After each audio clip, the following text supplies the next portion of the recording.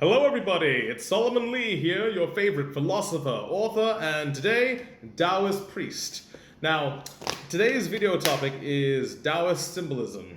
And I'll be honest with you, I didn't actually want to do it originally. The reason being is that Taoism is actually a pretty ambiguous and vague religion philosophy when you try and get down to the nitty-gritty specifics. So it's not everyone's favorite cup of tea. There's a lot of tangential and inferred or implied interpretations. So that being said, I just like to give you a disclaimer that many forms of Taoism have their own significant symbols, items, iconography, and my particular brand of Taoism, which is Junzi Taoism, is a lot closer to the Taoism you got from directly from I-ching during the days of Lao Tzu. My Taoism is not founded upon mystic rites and rituals, the cool religious stuff. My Taoism is based on self-cultivation, and as a result, I don't focus specifically in all those rites and rituals that you get from the other forms of Taoism. That being said, all Taoism would universally share a lot of common symbols that I think the public can instantly use to recognize us. The first one, first and foremost, is the yin-yang symbol, also known as the Taiji symbol. Its correct name is the Taijitu, and this is the iconic black and white with the dots, the opposite dots inside. The Taijitu represents balance because the foundation of all Taoist learning, law, and teachings is living in balance with nature and with ourselves. So learning to exist harmoniously is probably the core tenet of Taoism. That being said, I would like to point out that Taoism, in particular, the first page of Tao Te Ching, specifically states, "The Tao that can be named is not the eternal Tao." So the idea that some symbols will become timeless icons of Taoism is actually frowned upon even in Taoism. The idea is that all things which occur are merely in a state of passing, and we have to embrace change.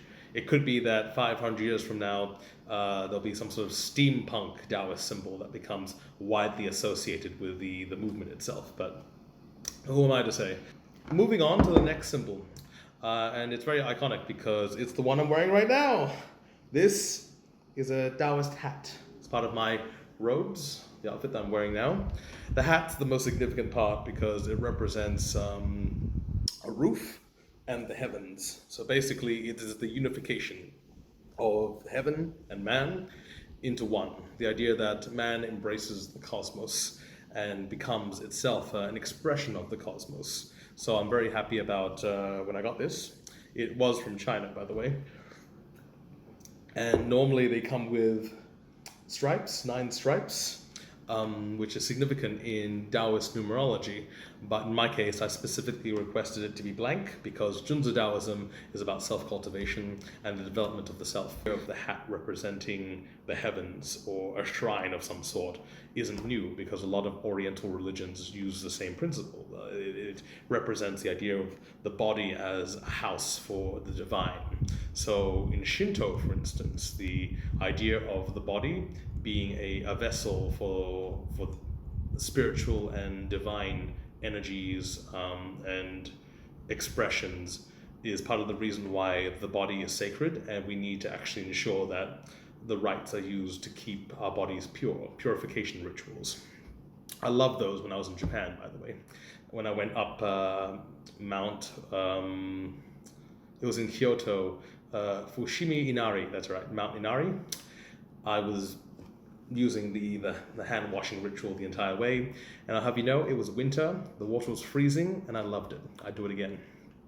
And now we should cover the Bagua, the 8 trigrams.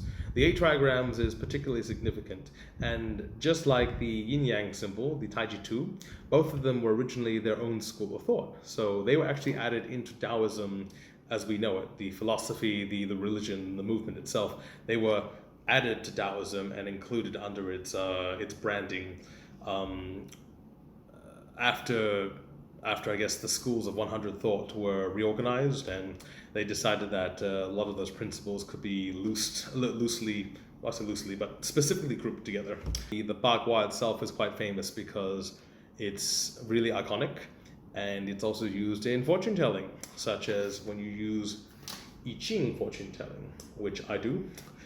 And the I-ching uses either coins or sticks to signify hexagrams, and those well, not hexagrams, but the trigrams, which form hexagrams. So the 3 lines which merge with another set of 3 lines to become 6 lines, hence hexagram.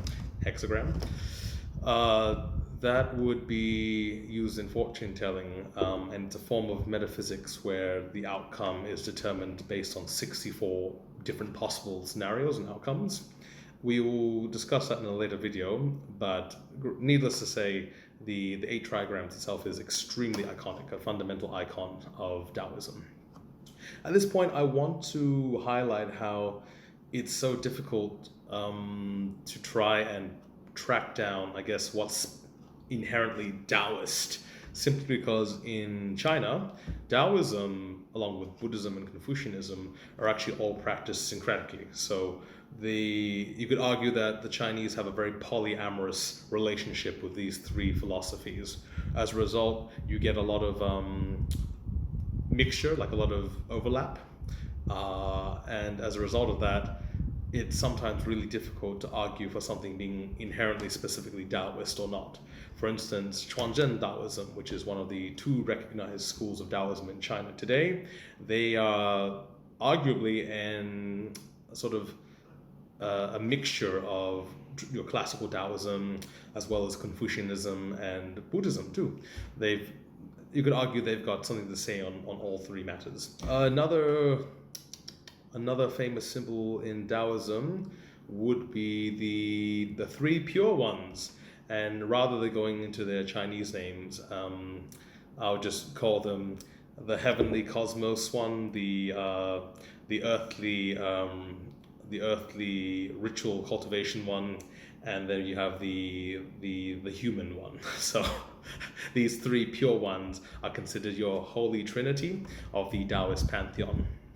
A pantheon which varies from time to time as well. It's actually not surprising to find semi-historical figures like Guan Yu included in the Taoist pantheon, or you'll have figures who were mythologically from other religions or other belief systems, but over time they've just become incorporated into the pantheon itself. So there's actually a lot of fluidity, there's almost a religious fluidity when it comes to Taoism and the symbols, which is kind of why I didn't want to make a video trying to list common Taoist symbols. I really wanted to talk more about why these symbols have persisted as being iconically Taoist over time. For instance, if I were to talk about Taoism today, especially Taoism in the West, for instance, and this is largely attributed to the influences of Alan Watts, the British, Zen Taoist. He was largely responsible for introducing and bringing Taoism to widespread appeal in the West, and I would argue that it's because of his work that we eventually got works such as the Tao of Pooh. And at that point, I should point out, is Winnie the Pooh now a Taoist symbol in the West? If we were to look at it from that particular, segregation, should we count that as a Taoist symbol or icon? Well, the truth is, it's up to you. It's completely up to you how you want to do that. Last but not least, just I suppose on the topic of how indigenous symbols are appropriated and shared. I say appropriated, but they're more commonly shared between cultures and customs, is the idea of any animals being inherently Taoist. And dragons and phoenixes are often used in Taoism because they represent the whole yin-yang binary juxtaposition. Yin-yang in the Taijitu is actually meant to represent the extremes, and how the extremes are only scales of each other, kind of like the flip side of each other.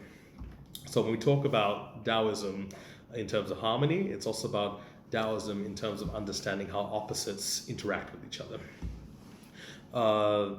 Of course, the idea of dragons and phoenixes exist and are widely permeated throughout Chinese culture, to the point where calling it specifically Taoist in nature is almost, I find, offensive to the fact that it's used in such a wide sort of colloquial and cultural expanse that we can't actually, I guess, give the entire credit to a particular religion or another.